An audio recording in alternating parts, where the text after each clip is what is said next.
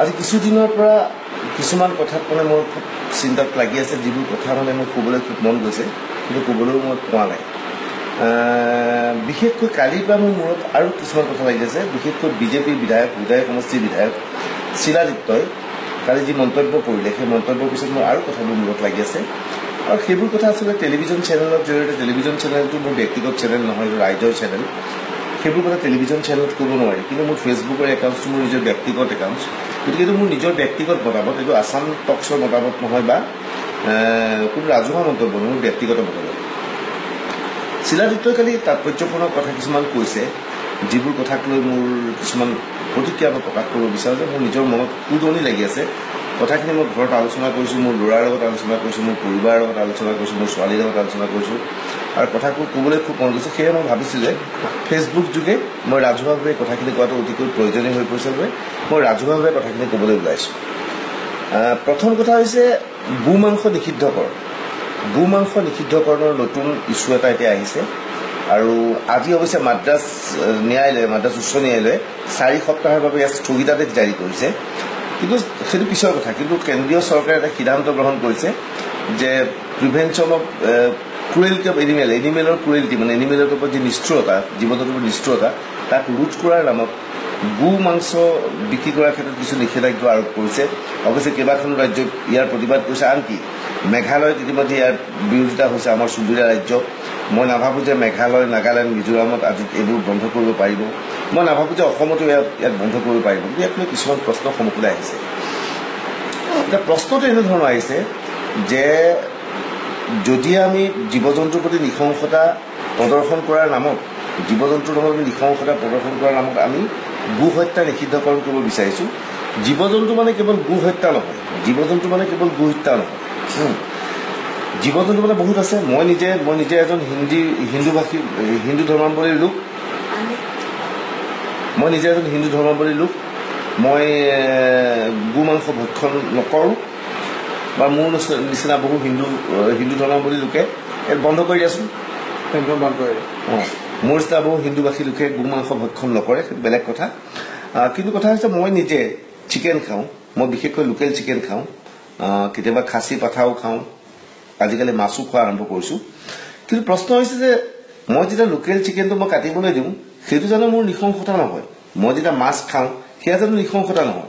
মই তেজপুৰত আছিলোঁ, তেজপুৰত থকা অৱস্থাত এটা সময়ত আমি শিলঘৰীয়া মাছ নিয়মিতভাৱে খাইছিলোঁ। মোৰ দেউতাহঁতে ভালুকপুঙত শিলঘৰীয়া মাছ মাৰিছিল আৰু আমাৰ ঘৰত আনিছিল। শিলঘৰীয়া মাছ খাই আমনি পাইছিলোঁ। এতিয়া শিলঘৰীয়া মাছ কমি যোৱাৰ বাবে চৰকাৰে নিৰ্দেশ দিয়াৰ পিছত এতিয়া শিলঘৰীয়া মাছ মৰাটো নিষিদ্ধ কৰা হৈছে।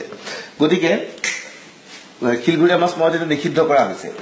এতিয়া প্ৰশ্নটো হৈছে যে শিলঘৰীয়া মাছৰ সংখ্যা কমি যোৱাৰ কাৰণে নিষিদ্ধ কৰা হৈছে। মুৰ্গীটো নিষিদ্ধ কৰা হোৱা নাই। মুৰ্গীটো মই খাই আছোঁ, মোৰ চকুৰ আগতে মুৰ্গীটো কাটা হৈছে। মুৰ্গী নিষিদ্ধকৰণ কৰা হোৱা নাই। গতিকে চৰকাৰখনে যদিহে সঁচাকৈ জীৱ জন্তুৰ ওপৰত যি ক্ৰুৱেলিটি চলিছে, নৃশংসতা চলিছে, তাক বাধা দিব বিচাৰিছে, তেনেহ'লে কেৱল গৰুৰ মাংস কিয় বন্ধ কৰি দিয়ক? ছাগলীৰ মাংস কটাটো বন্ধ কৰি দিয়ক, মুৰ্গীৰ মাংস কটাটো বন্ধ কৰি দিয়ক, মাছ কটাটো বন্ধ কৰি দিয়ক। আমি মাছ মাংস কোনেও খাব নালাগে। শিলাদিত্য ডাঙৰীয়াই কালি খুব ডাঙৰ কথা এটা কৈছে যে গৰু হৈছে আমাৰ ভগৱানে বিচৰণ কৰা এটা প্ৰাণী, আৰু ইয়াক ভগৱানৰ লগত তুলনা কৰিছে। মই নাভাবোঁ আমি কোনোবাই গৰুক ভগৱানৰ নিচিনা তুলনা কৰোঁ। যদি ভগৱানৰ নিচিনা গৰুক ভাবোৱেই, সেই গৰুটোৰ পিঠিত কান্ধত হাল লৈ পেলাই পথাৰত কোবাই তাক আমি খেতি কৰাওঁ, আৰু ভগৱানক আমি এনেকুৱা কষ্ট দিওঁ। কেইদিনমান আগতে মই তেজপুৰলৈ গৈছিলোঁ। যাওঁতে নগাঁৱৰ বাইপাছত এটা গৰুৱে মোৰ গাড়ীখনত খুন্দি আহিছিল। খুন্দিয়াতে মোৰ গাড়ীখন ডেমেজ হৈছিল। মোৰ এনেকুৱা লাগিছিল ৰাজপথত মোৰ তাৰমানে পিষ্টল থকাতে সেই গৰুটোক মোৰ গুলিয়াই মাৰিবলৈ মন গৈছিল। সেইদিনা মই ভবা নাছিলোঁ গৰু কেতিয়াবা ভগৱান বুলি। মই গৰুক ভগৱান বুলি কেতিয়াও ভবা নাই। শিলাদিত্য ডাঙৰীয়া হোজাইত থাকে। হোজাইৰ পৰা গুৱাহাটীলৈ আহোঁতে নগাঁৱৰ বাইপাছত ৰাস্তাত প্ৰায় গৰু পায়। মই আহ্বান জনাম, ফেচবুকৰ বন্ধুসকলকো অনুৰোধ জনাম, শিলাদিত্যই যেতিয়া ৰাজপথে আহি থাকে আপোনালোকে মোবাইল কেমেৰা লৈ চাব, কেতিয়াবা গৰু দেখিলে হাইৱেত তেওঁ নামি পেলাই পূজা কৰে নেকি? অথচ তেওঁ গো হত্যাৰ বিৰোধিতা কৰি কৈছে যে 80 কোটি ভাৰতীয় এখনত আছে, হিন্দু আছে, হিন্দুৱে গৰু নাখায়, গতিকে গৰু কোনেও খাব নোৱাৰে। গৰুকটো আমি ভগৱান বুলি কেতিয়াও মনা নাই। যদি গৰুক বুলি ভগৱান বুলি মানিলোহেঁতেন, নেচাৰেল হাইৱেত আমি গৰু কিয় এৰিলোহে? যি গৰুক লৈ পেলাই আমি ঘৰত পোহোঁ, সেই গৰু ৰাজপথত এৰিলোঁ। এতিয়া মোৰ এটা অনুৰোধ এটা হৈছে, ঠিক আছে গৰু হত্যা নিষিদ্ধ কৰিব বিচাৰিছে, খুব ভাল কথা।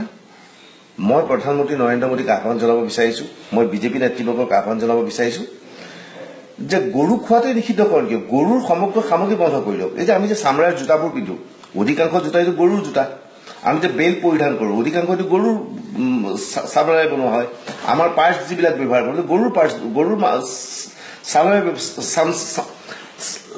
চামৰাৰে ব্যৱহাৰ কৰা হয় গতিকে মোৰ আহ্বান যে বিজেপি চৰকাৰে ক্ৰুৱেলিটি বন্ধ কৰিবৰ কাৰণে এটা কাম কৰিলে বেছি ভাল হয় যে এতিয়া সিদ্ধান্ত লওক বিশেষকৈ আমাক দিব নোৱাৰে মোক দিলেও মই বিজেপিৰ নিৰ্দেশ নামানো হয়তো আপোনালোকেও সকলোৱে নামানিব কিন্তু ইয়াৰ মাজত বহু সদস্য আছে যিসকলে এইটো মানিব বিজেপিৰ যিসকল শুভাকাংক্ষী বা বিজেপিৰ যিসকল সক্ৰিয় কৰ্মী তেওঁলোকক যাতে প্ৰধানমন্ত্ৰীৰ ফালৰ পৰা প্ৰধানমন্ত্ৰী নহয় প্ৰধান সেৱকৰ ফালৰ পৰা প্ৰধানমন্ত্ৰী বুলি ক'লে আজিকালি বেয়া পায় নৰেন্দ্ৰ মোদী প্ৰধান সেৱক বুলি কয় প্ৰধান সেৱক তেওঁ ইতিমধ্যে বৰ্তমান আজি বিদেশত আছে প্ৰধান সেৱকৰ ফালৰ পৰা যাতে আহ্বান জনোৱা হয় যে বিজেপি কৰ্মীসকলে আজিৰ পৰা যাতে চামৰাৰ জোতা পৰিধান নকৰে তেওঁলোকে প্লাষ্টিকৰ জোতা পৰিধান কৰিব হয়তো খালী ভৰি থাকিব যিদৰে মহাত্মা গান্ধী আছিল কিয় থাকিব নোৱাৰিব তেওঁলোকে পেণ্টত বেল্ট নলগাই লাগিলে ৰছী বান্ধিব চুট পিন্ধিব ইয়াত ৰছী বান্ধিব মানি বেগ থাকিব নোৱাৰে পাৰ্চ বাট চামৰাৰ মানি বেগ থাকিব নোৱাৰিব প্লাষ্টিকৰ মানি বেগ থাকিব পাৰিব সেইটো বেলেগ কথা সেই কামটো কৰক না আৰু মোৰ ভাল লাগিব তাতকৈ বিশেষকৈ শিলাদিত্যক মই কাইলৈৰ পৰা অবজাৰ্ভ কৰিম শিলাদিত্যই যদি পেণ্টত কাইলৈৰ পৰা যদি বেল্ট লগায়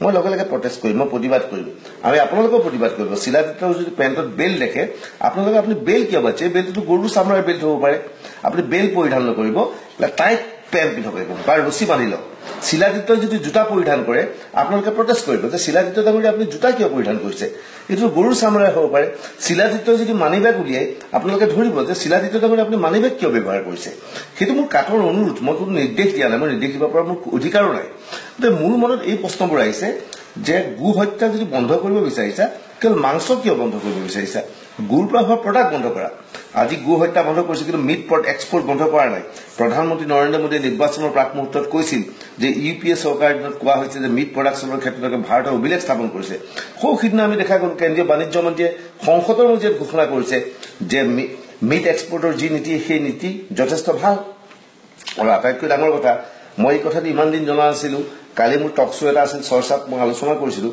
আলোচনা কৰাৰ পিছত মই মুছলমান বন্ধুসকলৰ পৰা বিভিন্ন ধৰণৰ পৰা গম পালোঁ যে গৰুটো কোনটো গৰু কাটিবলৈ ব্যৱহাৰ কৰা হয় যিটো গৰুৱে যেতিয়া গাখীৰ দিব নোৱাৰা হয় যিটো গৰুৱে খেতি কৰিব নোৱাৰা হয় সেই গৰুটো বিক্ৰী কৰি দিয়া হয় এতিয়া সেই গৰুটো যদিহে বিক্ৰী কৰি দিয়া হয় বিক্ৰী যদি নকৰি এতিয়া বিক্ৰী কৰাত বন্ধ কৰা হয় মানুহক খাবলৈ দিয়া নহয় সেই গৰুটো এতিয়া আমি কি কৰিম ঘৰত ৰাখি পূজা কৰিব লাগিব মুছলমানটো গৰুটো পূজা নকৰে শিলাদিত্যই কৰে নিচিনা হিন্দুৱে পূজা কৰে গতিকে মই ভাবোঁ যে সেই বুঢ়া গৰুবিলাক এতিয়াবা হিন্দুৱে কিনিব লাগিব কিন্তু ঘৰত পূজা কৰি থ'ব লাগিব গতিকে ঘৰত গোসাঁই ঘৰখন স্থাপন কৰিব লাগিব এই কামখিনি কৰিবৰ বাবে সেই হিন্দুজনক চৰকাৰৰ ফালৰ পৰা পুঁজি দিবলৈ নাই বা সেই গৰুটো যদি মৰি যায় তাক পেলাই দিয়াৰ দায়িত্বটো স্বচ্ছ ভাৰত আঁচনিত ল'বলৈ নাই ইয়াৰ বাবে এটা নতুন আঁচনি লোৱা হ'ব নেকি এইবোৰ প্ৰশ্ন এতিয়া সন্মুখলৈ আহিছে গতিকে সমগ্ৰ বিষয়টোৰ পৰা মোৰ এটাই অনুৰোধ যে বিজেপি কৰ্মীসকলক প্ৰধানমন্ত্ৰী ক্ষমা কৰিব প্ৰধান সেৱক নৰেন্দ্ৰ মোদী বা অমিত শ্বাহৰ ফালৰ পৰা নিৰ্দেশ দিয়া হওক যে এতিয়াৰ পৰা বিজেপি কৰ্মীয়ে চামৰাৰ জোতা পৰিধান নকৰিব চামৰাৰ চেণ্ডেল পৰিধান নকৰিব